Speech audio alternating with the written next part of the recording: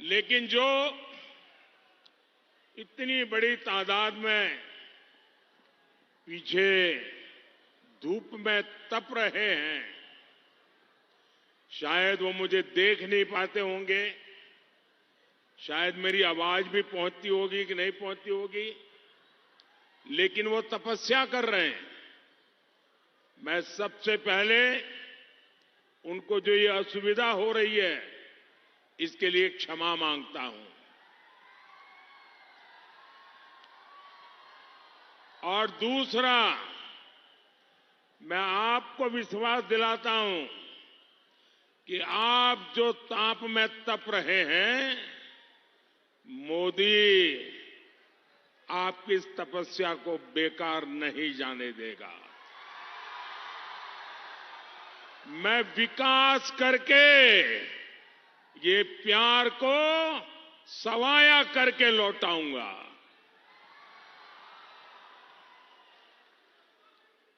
मैं भगवान बिरसा मुंडा को श्रद्धापूर्वक नमन करता हूं। पिछले वर्ष उनके जन्मदिवस पर मुझे उनके गांव जाने का सौभाग्य मिला था और मुझे वहां की मिट्टी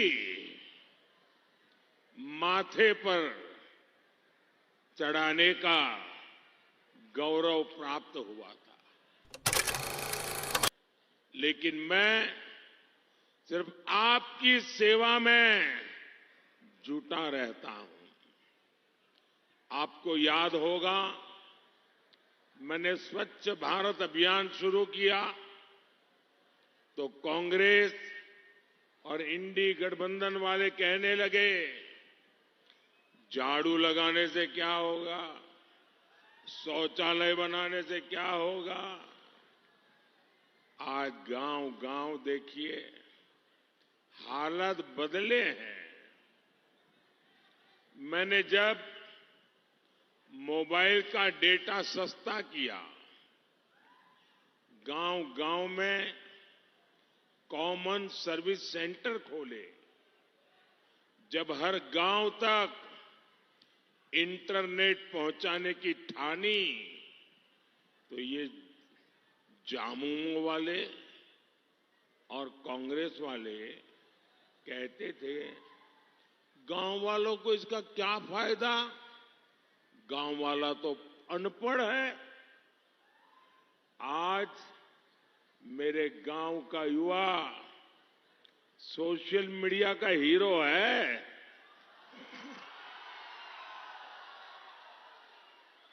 कांग्रेस वालों ने इंटरनेट को अमीरों की चीज बना दिया था। मैंने इंटरनेट को गरीबों के घर पहुंचा दिया है। गरीबों की उंगलियों पर नाच रहा है इंटरनेट। साथियों, आज देश में गरीब की चिंता आपका एक गरीब का बेटा मोदी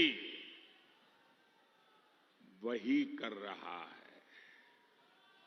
कांग्रेस के राज में राशन सड़ता रहता था,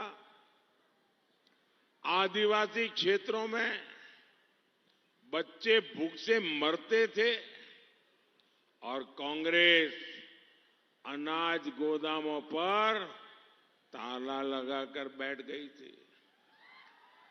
और उस समय सोनिया जी की सरकार के प्रधानमंत्री डॉक्टर मनमोहन सिंह जी को कहा, पूछा प्रेस वालों ने कि अनाज भीग रहा है, सड़ रहा है, गरीबों को बांट दीजिए ना। उन्होंने कहा, इतने बड़े देश में ये शक्य नहीं है, नहीं दे सकते हैं। ये मोदी की कमाल देखिए। आपने मोदी को वोट दिया, मोदी को बिठाया, अनाज के सारे गोदाम खोल दिए और आज देश में मुफ्त राशन की योजना चल रही है और मैंने गारंटी दी है आने वाले 5 साल और बढ़ाऊंगा। और हैरानी देखिए, ये कांग्रेस के शाही परिवार को ये जो मैं गरीब का चूल्हा जलता रहे, गरीब का बच्चा भूखा ना रहे, इसलिए मुफ्त में अनाज दे रहा हूं, तो उनको तकलीफ हो रही है, चिल्ला रहे हैं और मुझे पूछ रहे हैं ये मोदी अपने आप को समझता क्या है? ये आदिवासियों को, गरीबों को मुफ्त में अनाज देता क्यों है? अरे तुम कौन होते हो भाई? इस देश के मालिक यही है। इस देश का खजाना इन्हीं लोगों के लिए है। ये नहीं खाएंगे तो कौन खाएगा? शाही परिवार कुछ भी कहे, लेकिन मोदी ने आपको मुफ्त राशन देने की गारंटी दे के रखी है। धरती इधर की उधर हो जाए, आपको मुफ्त राशन मिलने से कोई रोक नहीं सकता, क्योंकि ये मोदी की गारंटी है। साथियों, कांग्रेस के पाप की लिस्ट बनाएं तो कई दिन निकल जाएं। मोदी को आपकी भावनाओं की कद्र है, आपकी जरूरतों की चिंता है। इसका एक उदाहरण डिस्ट्रिक्ट मिनरल फंड भी है। ये क्षेत्र तो बॉक्साइट का बहुत बड़ा उत्पादक है। पहले खनिज निकलता था और जहां से निकला उस क्षेत्र को कोई नहीं पूछता था। मोदी ने कांग्रेस के जमाने की ये नीति भी बदल डाली। मोदी ने तय किया कि इस संपदा का एक हिस्सा स्थानीय विकास के लिए लगना चाहिए। इसके लिए हमने डिस्ट्रिक्ट मिनरल फंड बनाया। इससे झारखंड को भी 12,000 करोड़ रुपए मिले हैं, जो पहले एक पाई नहीं मिलती थी। भाइयों और बहनों, जहां सरकारें भ्रष्ट हो, वहां बजट कितना भी हो, विकास संभव ही नहीं है। जिस बाल्टी में छेद किया हो, उसमें कितना ही पानी भरो, बाल्टी भरेगी क्या? बाल्टी भरेगी क्या? यहां वो भ्रष्टाचार का छेद ऐसा लगा हुआ है, सीधा पाइप उनके घर में जाता है। ऊपर से रुपया निकालो, नीचे से पाइप में उनके घर में पहुंच जाता है। झारखंड इन्हीं मुसीबतों से गुजरा है। 1 रुपये की कीमत होती है, लेकिन झारखंड में देखिए, कांग्रेस के सांसद के घर से नोटों के ढेर निकले, नोटों के ढेर। और नोटों के ढेर इतने बड़े थे कि बैंक से मशीन लाए गिनने के लिए, तो ये मशीन भी हाँफने लगे।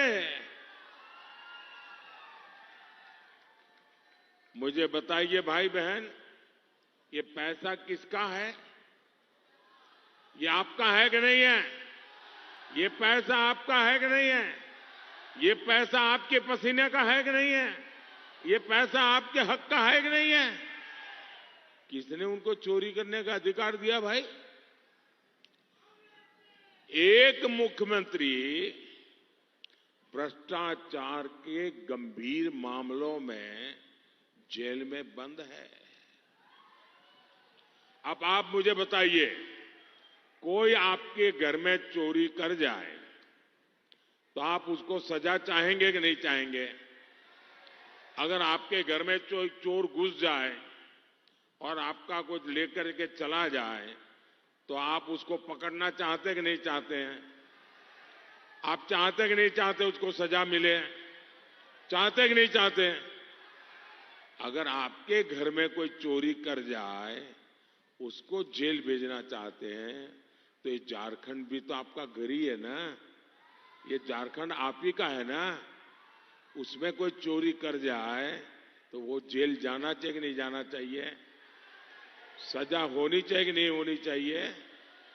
साथियों, जिसने झारखंड को लूटा, जिसने झारखंड को लूटा, उस पर कानून के तहत कार्रवाई हो रही है और अदालत इस काम पर थप्पे पे थप्पा मार करके अदालत डंके की चोट पर कह रहा है, हां, चोरी की है,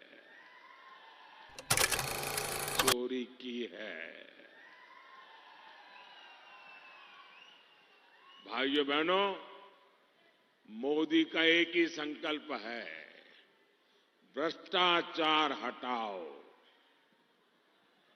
और ये इंडिया अलायंस वाले कहते हैं भ्रष्टाचारी बचाओ।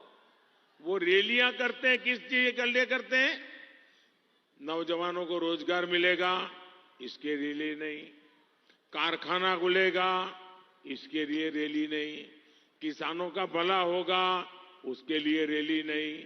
महिलाओं का भला होगा, इसके लिए रैली करते हैं। कभी दिल्ली में करते हैं, कभी रांची में करते हैं। सारे इकट्ठे होते हैं, हाथ ऊंचा करते हैं। क्यों? भ्रष्टाचारी बचाओ, भ्रष्टाचारी बचाओ। अरे चुनाव के समय भी भ्रष्टाचारी बचाओ की रैलियां कर रहे हो, मतलब तुम्हें इस देश के कोई लेना देना नहीं है।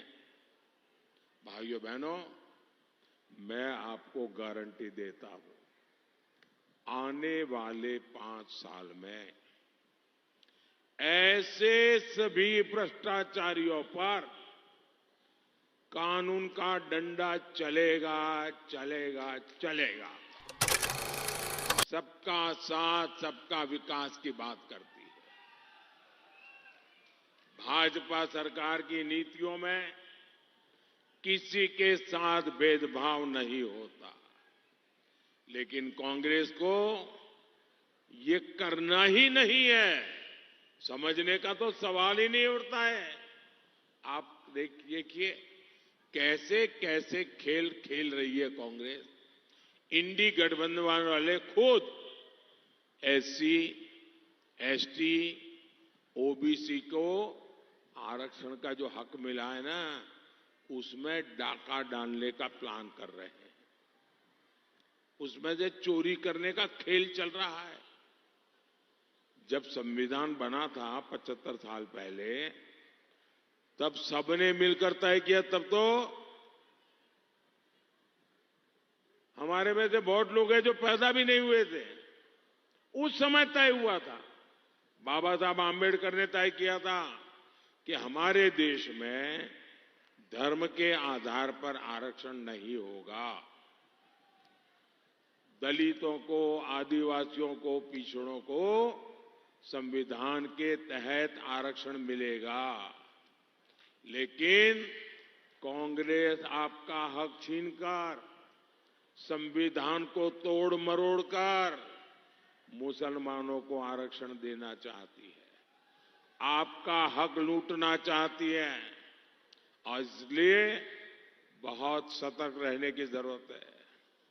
साथियों, मैं एक गारंटी आज आपके बीच आया हूं तो दे रहा हूं। ये मोदी की गारंटी है, जब तक मोदी जिंदा है, जब तक मोदी जिंदा है, मैं दलित, आदिवासी, ओबीसी इस आरक्षण में से रत्ती भर भी उनको चोरी नहीं करने दूंगा। ये मेरी आपको गारंटी है। ये चुनाव एक मजबूत देश के लिए, मजबूत सरकार बनाने के लिए है। इसलिए लोहरदगा से हमारे समीर ओरान जी और खूंटी के भी कुछ लोग यहां आए। वहां हमारे अर्जुन मुंडा जी चुनाव लड़ रहे हैं और बीजेपी और एनडीए हमारे महतो जी हम साथ मिलकर के झारखंड का भविष्य बना रहे हैं। साथियों, 13 मई को इनको मिला एक एक वोट सीधा मोदी के खाते में जाएगा। आपका वोट जैसा ही कमल दबाया तो समझ लीजिए मोदी को मिल गया।